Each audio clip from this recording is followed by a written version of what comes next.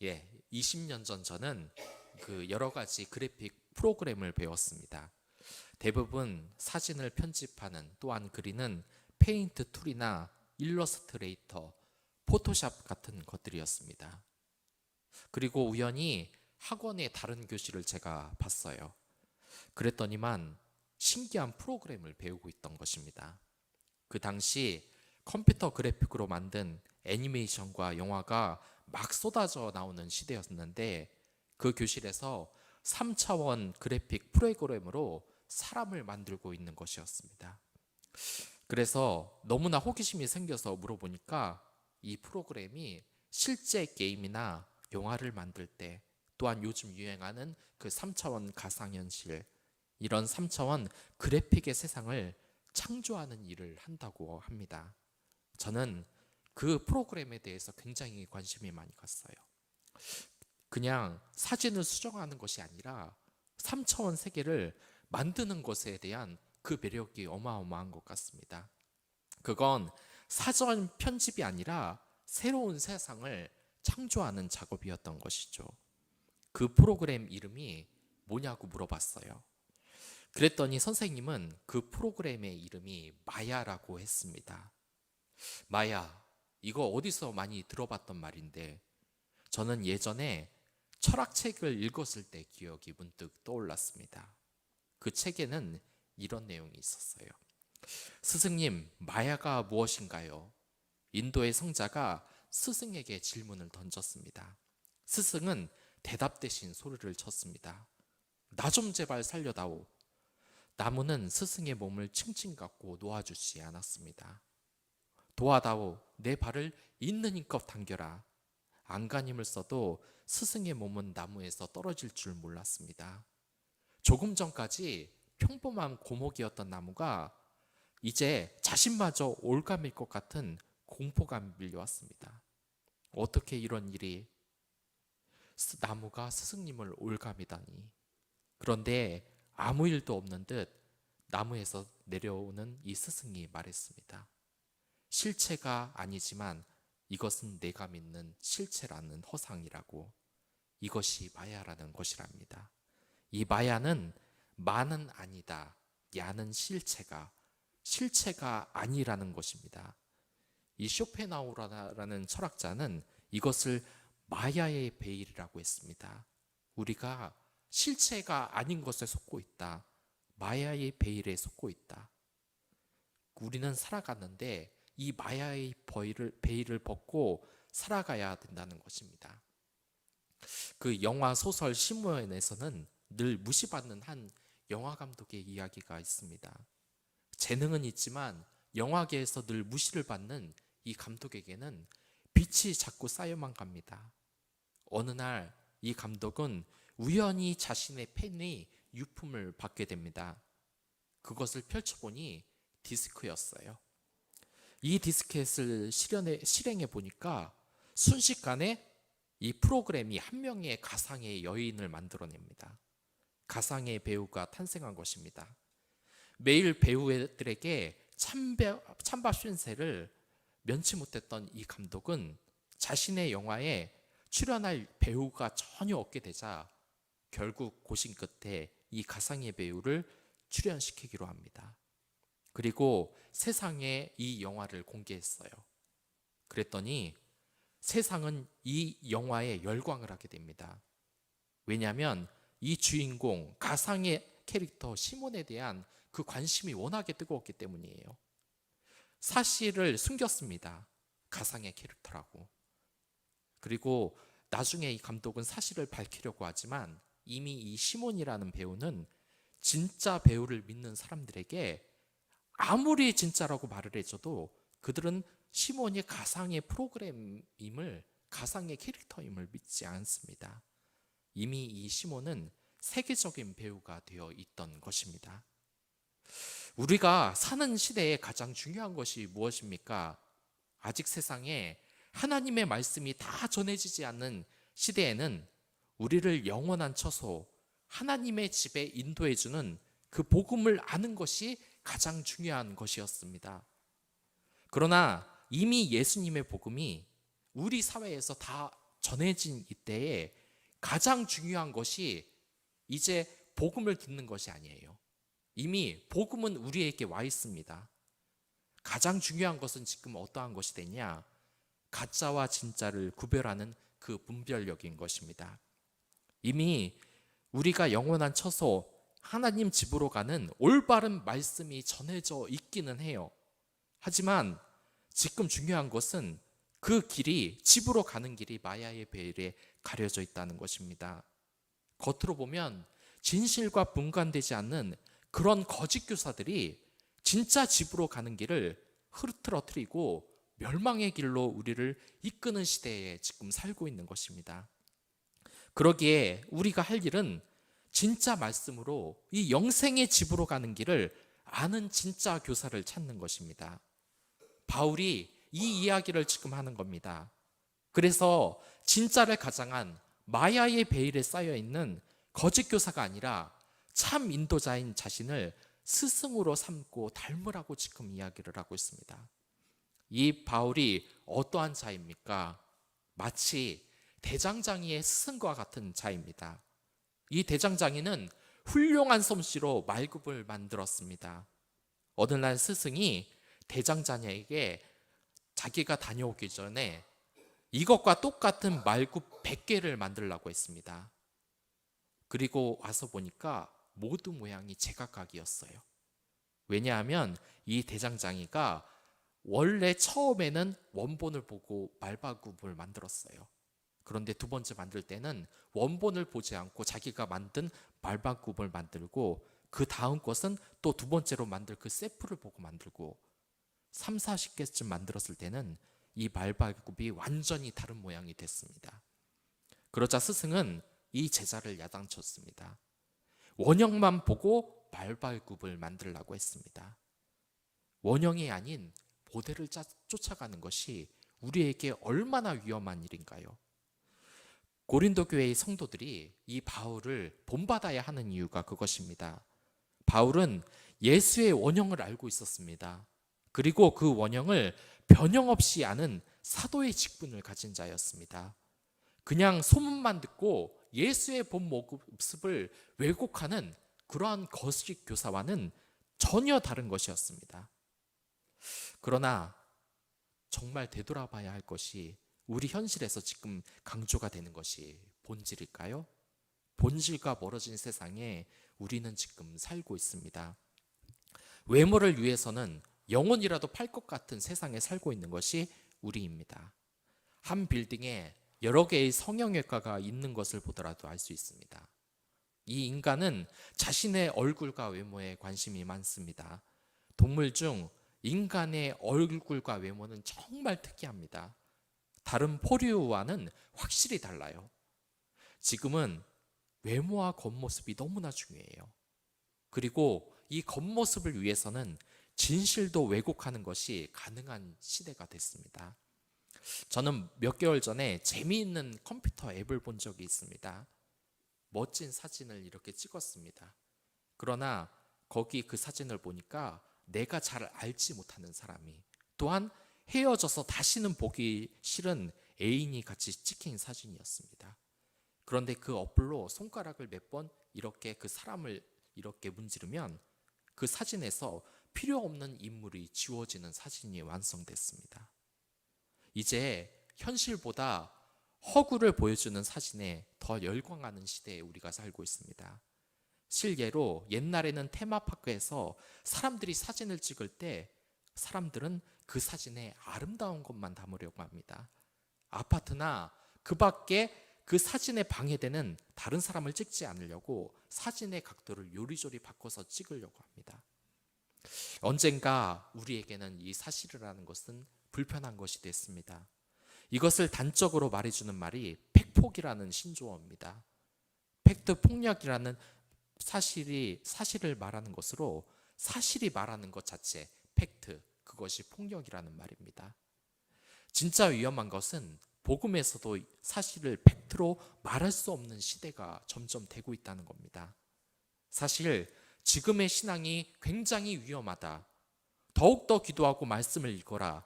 왜 안 하느냐는 질책은 성도들의 마음을 불편하게 하는 시대가 된 것입니다. 팩폭을 하는 목사가 아니라 듣기 좋은 말만 골라 하는 목회자가 환영을 받는 그런 시대가 지금 왔습니다. 문제는 이게 진정한 영생으로 가는 그 집으로 가는 길이 아닌 허상, 마야이라는 것입니다. 이러한 허상을 가리키는 거짓 교사는 사입이란 이름으로 진정으로 집으로 가는 구원의 길을 왜곡하고 있어요. 그리고 멸망의 길로 우리를 인도하고 있습니다.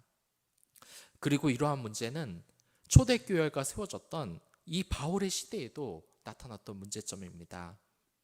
고린도는 그리스도의 수도입니다. 사실 이 지역은 로마에 의해 파괴가 됐기 때문에 굉장히 가난한 지역이었어요. 하지만 서기 44년에 로마가 교통의 요지로 이 고린도를 개발했기 때문에 이 고린도 사람들은 갑자기 부자가 됐습니다. 돈을 벌어서 그 부를 주체할 수 없는 사람들이 많아졌어요. 한꺼번에 많은 돈을 가지게 되면 사람은 지혜와 거리를 두게 돼 있습니다. 그래서 사치와 향락에 빠지게 되는 것입니다. 분별력을 잃게 되는 것입니다. 그래서 이 부자가 된 고린도 사람들은 지혜가 없는 자신의 허례허식만 채워줄 이 소피스트 선생들을 찾기 시작했습니다. 그들이 바로 부자들의 마음을 사려고 화려한 작품을 만드는 예술가였습니다. 그리고 화려한 말솜씨를 가지고 있는 이 소피스트들은 그 말솜씨가 얼마나 화려했는지 그들은 이 부자들을 유혹하기 위해서 아주 정교하게 이 스피치를 연구하는 사람이었습니다. 그리고 이 도시에 바울이라는 자가 그리스도의 복음을 전했습니다. 그래서 그들은 고린도 교회의 성도가 됐습니다. 하지만 그들은 이 허영 때문에 분별력을 잃었어요. 어느 것이 진리이며 어떤 것이 영원한 처소로 가는 길인지 못한 것입니다. 이 마야의 베일에 빠진 것이죠. 그래서 바울을 보니까 말을 너무 못하는 겁니다. 그래서 정말 이 유대교의 고학력자가 맞는지 그들은 의심이 생긴 거예요. 소피스트처럼 호감이 가는 외모도 아니고 화려한 말솜씨도 없고, 어떤 이들은 이 소피스트처럼 말을 잘하는 아볼로만 따랐고, 어떤 이들은 예수님과 실제로 살아본 경험이 있는 이 베드로를 따르게 되고, 어떤 사람들은 고린도 교회를 직접 그래도 세운 이 바울을 지지하고, 어떤 이들은 예수 빼놓고 저희들은 다 따르면 안 되는 사람들이다 하고 예수파를 만들었습니다. 그리고 가장 큰 문제는 이 고린도 교회에 거짓 교사가 만연을 했다는 겁니다. 여러분들이 이 고린도 교회의 성도들이라면 어떻겠습니까? 바울이라는 사람을 믿고 따를 수 있겠습니까? 지금 교회에서도 외모를 잘 가꾸지 못하면 엄청나게 혼이 납니다. 교육자가 반바지 입고 티셔츠 걸치고 슬리퍼 쫙쫙 끌면서 이렇게 나타나면 담임 목사님과 성도들이 세련됐다고 칭찬을 하겠습니까? 우리 목사님 형대적이고 감각 있다고 말을 하겠습니까? 아마 엄청나게 욕을 먹을 것입니다. 간단한 청바지를 입어도 넥타이를 안 매도 마이를 더워서 벗어도 난리가 나는 것이 바로 교회입니다. 외모를 그렇게 중요하게 보는 것입니다. 바울도 마찬가지입니다. 그들이 바울을 보니까 부자에게 후원을 받지 않아서 꼴이 완전히 거짓 꼴입니다. 고린도 교회 성도들은 바울을 싫어했어요. 그가 고린도 교회를 개척했지만 전혀 인정을 하지 않았습니다. 그리고 만약에 풍족한 생활을 하는 성도들이라면 이 바울이 어떻게 보였겠습니까? 제가 청년회 때의 일이었습니다. 한 10년 전에 충북에 있는 한 시골 교회에서 수련회를 했습니다. 정말 가도 산을 돌고 돌아서 올라가는데 교회가 산 꼭대기에 있었습니다. 근처에 어떠한 편의시설도 없고 정말 귀신이 나올 것 같은 그런 총구석이었습니다. 더군다나 교회는 아직 다 지어지지도 않았습니다. 만들어지지도 않았기에 골기없게 그대로 드러나고 시멘트 바닥이 다 보였어요. 건물 자체가 초라해 보였습니다. 또한 벌레도 많아서 지어지다가 말아서 그런지 생활하는 데 불편함이 한두 가지가 아니었습니다. 그곳에서 목사님이 수련회를 인도하셨는데 이런 말씀을 하셨습니다. 만약에 여러분들이 몇 억을 주는 복권에 당첨이 됐으면 어떻게 할 것이냐? 그래도 소중한 휴가를 이 시골 교회에서 보내는 데 쓰겠느냐? 아니면 돈이 많으니까 아니다, 이 유럽이 나를 지금 부르고 있다 하면서 해외여행을 가겠느냐? 여러분들은 어떠한 선택을 하겠습니까? 물론 복권에 당첨되는 그런 일이 살면서 정말 드문 일입니다. 그러나 생각을 해보십시오. 여러분들은 이미 복권에 지금 당첨이 됐습니다. 지지로도 못 사는 시절의 가난을 우리나라가 가지고 있었는데 하나님께 기도하자 우리나라를 잘 사는 나라로 만들어준 것입니다. 이게 복권이죠. 못 사는 나라에 이만큼 부를 주셨으니까요. 아무튼 이 교회의 수련회를 앞두고 수십억이 갑자기 생겼다면 이 수련회에 오겠습니까? 근처에 편의점도 없는 이런 깡시골에 말입니다. 풍경이 거짓말 안 하고 정말 공포영화에 나오는 산속 같았어요. 귀신이 나올 것 같았습니다. 마을이나 집도 없고 주변에는 폐교가 된 초등학교가 있었는데 풀로 다 뒤덮이고 공팡이 갚였어요. 아마 많은 사람들은 복권에 당첨이 됐다면 여기에 오지 않을 겁니다. 왜 이렇게 개떡 같은 장소에서 수련회를 여냐? 요즘 편의시설이 돼 있지 않으면 성도들이 어마어마하게 클레임을 거는 시대입니다. 나 이런 데서 못 잔다고. 대부분 어떤 선택을 하겠습니까? 에펠탑이 보이는 이 파리의 카페에서 커피 마시며 유럽 사람들과 이야기 한번 해야지, 이런 거 인스타그램에 한번 올려야지 하지 않겠습니까? 누가 유교에 문 닫은 초등학교 근처에 있는 아직 짓지도 않은 교회에서 수련회를 한다 오겠습니까? 이 고린도 교인들이 그랬어요. 이 초라한 바울의 말이 전혀 들어오지 않는 겁니다. 내가 부자가 되고 내 마음에 들려고 아부하는 사람이 수십 명인데 맨날 비판하고 그리고 쓴말을 내뱉는 이 바울의 말이 전혀 들어오지 않는 겁니다. 바울은 아무런 영향도 없었어요. 바울을 너무 싫어했습니다. 고린도 전후서를 보면 이 바울이 이것 때문에 얼마나 상처를 받았는지 곳곳에서 읽을 수가 있어요. 그리고 사람은 언제나 나와 함께 시간을 보낸 사람에게 마음을 열기 마련입니다. 그들은 바울에게 마음을 열지 않은 것은 바울이 지금 자신들과 함께 있지 않기 때문입니다. 바울은 1년 8개월 정도 고린도 교회에 있었고 다른 곳으로 갔어요. 고린도 사람들과 관계를 쌓을 시간이 없었습니다. 사람들은 언제나 자신에게 많은 시간을 보낸 사람들에게 마음을 열기 마련입니다. 기러기 아빠가 위험한 것이 이 때문이에요. 가족을 위해서 혼자 일하고 가족을 떠나보내며 이게 정말 가족을 위하는 일일까요? 오히려 부르는 바람이 나고 자식들은 아버지를 찾게 되지 않는 일, 그러한 일이 바울에게 벌어진 것이에요. 그들이 바울에게 마음을 열지 않은 것은 바울이 지금 자신과 함께 없기 때문입니다. 바울은 어떠한 선택을 했을까요? 다 자신을 싫어하고 자신도 시간이 없어서 꼭 고린도 교회에 가겠다고 약속을 하면서 계속 못 가고, 고린도 성도들은 바울이 온다고 하면서 안 오고 맨날 거짓말만 한다고 불만을 터뜨리고 있고, 이 정도 되면 그냥 연을 끊어야 되지 않을까요? 그러나 바울은 이들을 포기하지 않습니다. 그들을 자식으로 생각했습니다. 그러면서 오히려 자신을 본받으라고 이야기를 합니다. 바울은 정말 상처를 많이 받은 사람이에요. 이 기분은 저도 당해봤기 때문에 압니다. 정말 다시는 고린도 교회 성도들을 마주치고 싶지 않았을 것입니다. 트라우마가 생겼을 겁니다. 하지만 왜 분노하며 저곳에 다시 안 가겠다 하지 않고 그들의 스승이 되려고 한 것일까요? 바울은 고린도 교회를 개척한 사람입니다. 그러니 아버지의 심정을 가지고 어떻게든 그 자녀를 포기하지 않으려고 한 것입니다. 아버지였기 때문에 진심한 사랑을 가졌던 것이죠. 또한 그리고 그가 포기를 하지 않은 것은 그가 구원의 길, 영원한 집으로 가는 그 길을 경험을 해보았기 때문입니다. 바울은 우리의 영원한 집에 다녀온 경험을 했어요. 그 증거가 고린도후서 12장에 있습니다. 3층천, 즉 하늘나라, 우리가 가야 할 영원한 초소에 이미 다녀온 것입니다. 이미 그 길을 가보고 어떻게 가야 하는지 다 알고 있었어요.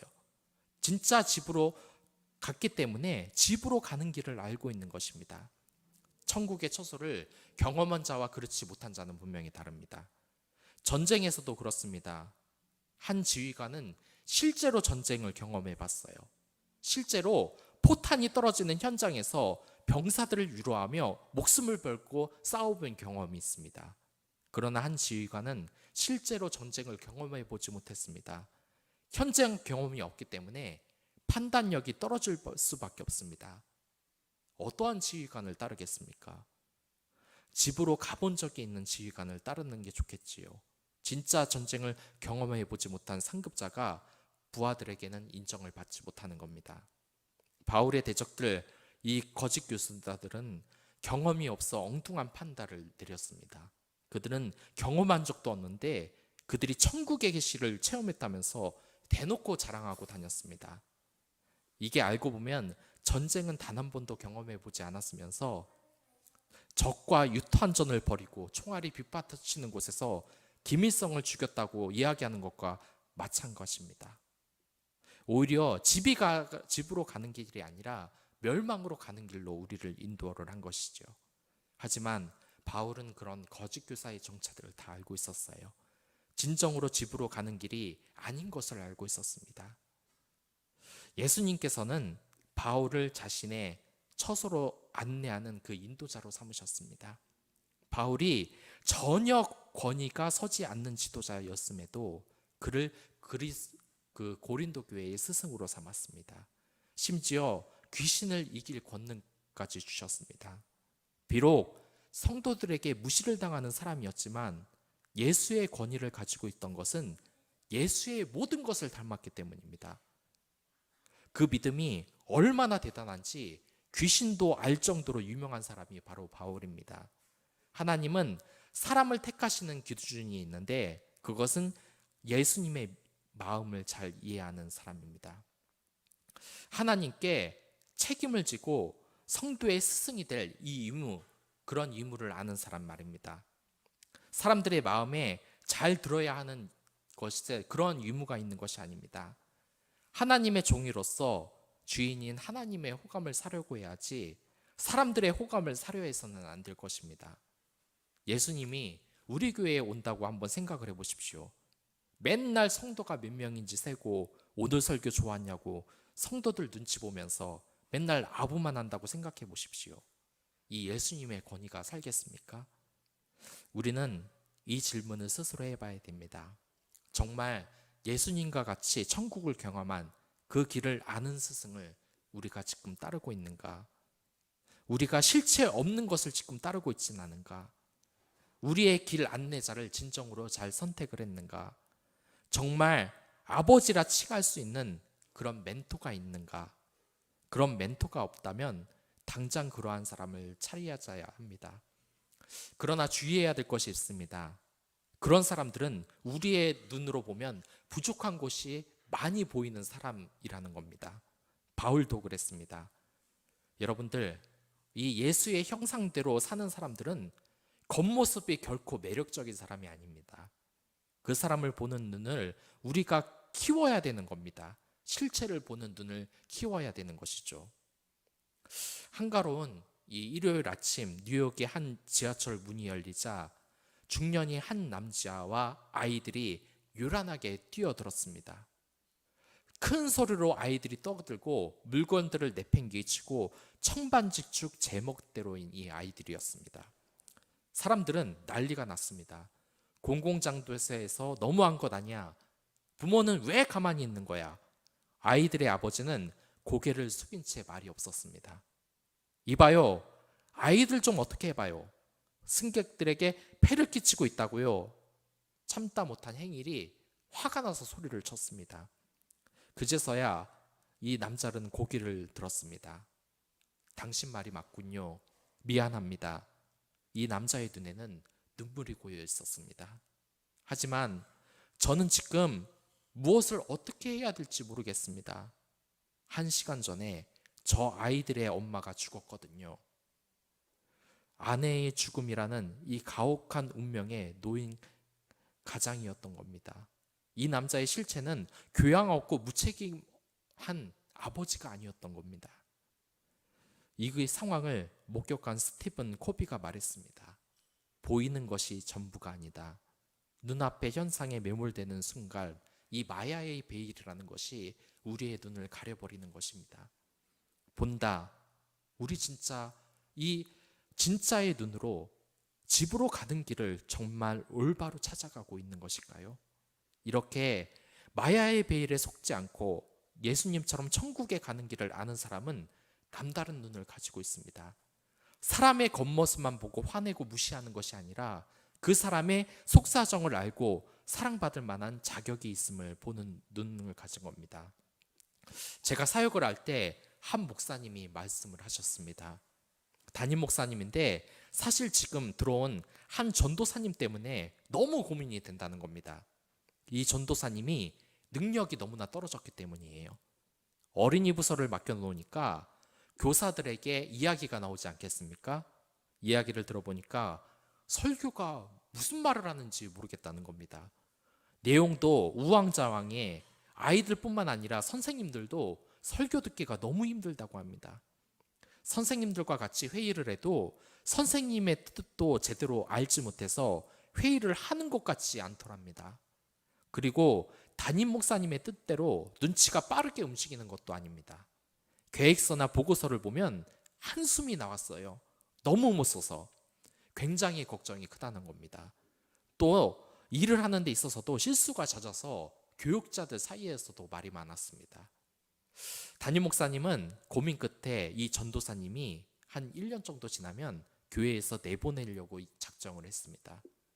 그런데 한 3개월쯤 지나자 아무것도 할 줄 모르는 것 같았던 이 전도사님의 능력이 나타나기 시작했습니다.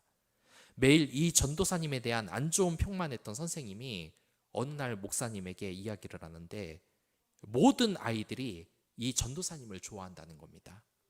그리고 그 이야기를 듣고 며칠 후 주일에 담임 목사님이 잠깐 교회 밖에 나왔는데 이 전도사님을 봤습니다. 이 전도사님은 양쪽 손으로 각각 아이들의 손을 잡고 있었습니다. 이 아이들은 너무나 신나게 뛰어다니면서 이 전도사님을 사랑하는 눈으로 쳐다보고 있었던 겁니다. 그리고 이 전도사님 또한 아이들에게 사랑스럽게 일일이 다 이름을 불러주는 것이었습니다. 제가 알기로 교회의 규모가 어느 정도 되는 걸로 알고 있어요. 제가 수지에 있는 대형교회에 있어서 알지만 이 대형교회에서 몇백 명씩이나 되는 아이들의 이름을 외운다는 것은 불가능에 가까운 일입니다. 일일이 외우려고 했지만 저는 실패했어요. 네, 그 교회 또한 우리가 말하는 대형교회입니다. 그렇기에 이 큰 교회에서는 교육자를 받아들이는데 능력을 많이 봅니다. 어느 대학을 나왔는지, 어느 신학교를 나왔는지, 해외에서 유학을 다녀왔는지, 제자훈련 경험은 있는지, 설교는 잘하는지 여러 가지를 두고 검증을 합니다. 이 담임 목사님은 어느 날 이 전도사님이 새벽 기도에서 아이들의 이름을 써놓고 기도하는 모습을 또 한 번 보게 됩니다. 그리고 자신의 판단에 대해서 다시 한번 생각하게 돼요. 내가 사역자에게서 정말 중요한 것을 못 보고 있었던 것은 아닌가. 고린도전서 13장에서 바울은 우리에게 필요한 3가지를 말하는데 그것은 믿음, 사랑, 소망입니다. 그리고 그 중에 제일은 사랑입니다. 이 사랑의 위력이 얼마나 큰지 사랑은 오래 참고 온유하며 시기하지 아니하며 자랑하지 아니하며 교만하지 아니하며 무례하게 행하지 아니하며 자기의 유익을 구하지 아니하며 성내지 아니하며 악한 것을 생각하지 아니하며 불의를 기뻐하지 아니하며 진리와 함께 기뻐하고 모든 것을 참으며 모든 것을 믿으며 모든 것을 바라며 모든 것을 견디느니라. 고린도전서 13장 12절의 말씀입니다. 우리가 지금은 거울로 보는 것 같이 힘이 하나 그때에는 얼굴과 얼굴을 대하여 볼 것이요 지금은 내가 부분적으로 하나 그때에는 주께서 나를 아신 것 같이 내가 온전히 알리라. 여러분들 완전한 사랑의 눈을 가지게 되면 모든 것을 보는 눈을 가지게 됐습니다. 그때는 거울을 보는 것이 아니라 집으로 가는 그 길을 실제로 눈으로 볼 수 있는 것입니다. 바울은 완전한 사랑의 눈, 예수 그리스도의 완전한 눈을 가지고 있었는데 그는 고린도 교회의 성도들을 사랑의 눈으로 보고 있었던 겁니다. 10절에서 말하듯이 자신을 원망하는 그들을 사랑하는 자녀와 같이 아버지의 마음을 가지고 바라보는 눈을 가지고 있었습니다. 그리고 이 사랑의 눈은 또한 집으로 가는 길이 보이는 눈입니다. 마야의 베일에 절대 속지 않는 눈입니다. 거짓 교사들이 우리를 멸망의 길로 인도하는데 그들은 사랑의 눈이 없습니다. 교회를 분열시키고 또한 소피스트들도 고린도 부자들의 돈만 바랄 뿐 진정으로 성도를 사랑하는 그 사랑의 눈이 없었던 겁니다. 사랑하면 알게 되고 알게 되면 보이나니 그때에 보이는 것은 전과 같지 않으리라. 유한준이라는 정조시대의 문인이 쓴 글입니다. 사랑을 하게 되면 마야의 베일을 벗고 진정한 예수 그리스도가 인도하는 생명의 길, 그 집으로 가는 길이 열리게 된다는 겁니다. 저는 반면에 그런 은혜로운 사역자도 봤지만 아닌 사역자도 봤어요. 오자마자 특유의 사교성과 일처리로 많은 선생님들과 그리고 담임 목사에게 칭찬을 받는 교역자였습니다. 그런데 차를 마시다가 이분이 이러한 이야기를 한 적이 있습니다. 사실 자신은 교구로 빨리 가고 싶다고 말을 하는 것입니다. 그리고 사실 어린이 부서의 아이들을 사랑하지 않는다고 저에게 고백을 했습니다. 지금도 여러분들이 아직 그러한 영생의 집으로 가는 길이 보이지 않습니까? 그렇다 할지라도 실망하지 마십시오. 그러한 눈을 갖지 못했다면 예수 그리스도의 사랑을 보여주는 멘토를 찾아보십시오. 흔히 현대사회에서 이 결혼이 실패하는 이유가 무엇이겠습니까? 사랑의 눈을 가지지 않는 배우자의 다른 조건을 보기 때문입니다. 배우자의 외모, 재력, 그리고 능력의 눈이 어두워져 행복의 집으로 가는 길이 아니라 불행의 집으로 가고 있는 것입니다. 그리고 여러분들에게는 그러한 사랑의 눈을 가진 사람들이 있습니다. 바로 지금 교회에 다니고 있는 목사님들과 많은 직분자들, 그리고 여러분들을 교회에 인도한 친구들입니다. 이제 여러분들은 이들과 함께 마야의 베일을 벗고 집으로 가야 할 때가 됐습니다. 그 길은 허상이 아니라 예수 그리스도의 눈을 가지고 있는 자들입니다. 그 길을 찾는 방법은 여러분들의 스승인 교역자와 직분자들이 갖고 있습니다. 이 사랑을 배워가는 과정은 그러한 스승들에게 얻을 수 있습니다. 그 가르침은 이렇습니다. 이 사랑의 길은 어디 있을까요? 김갑수 시인은 히말라야 정상에서 사랑을 만났다고 합니다.